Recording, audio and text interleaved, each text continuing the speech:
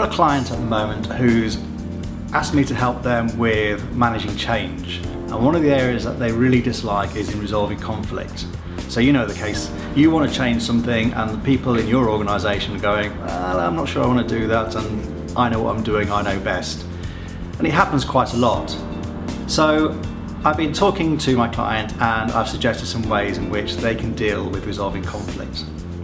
One of the things I have tried to explain is that there's a reason why people are resistant to change, and there's a reason why people put up blockers, and it's usually fear.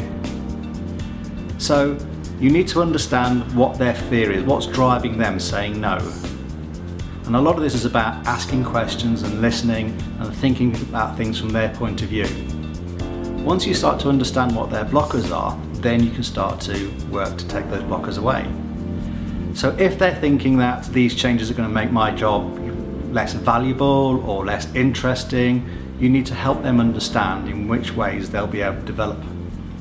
If they're saying, well, it means that I'm going to have to work harder, you then have that negotiation with them about, well, if you work harder, maybe we'll pay you more, or maybe we'll take something else away from you. So when resolving conflict, first thing is getting to their heads and to work out what it is that's stopping them, and then think about how you can resolve those issues.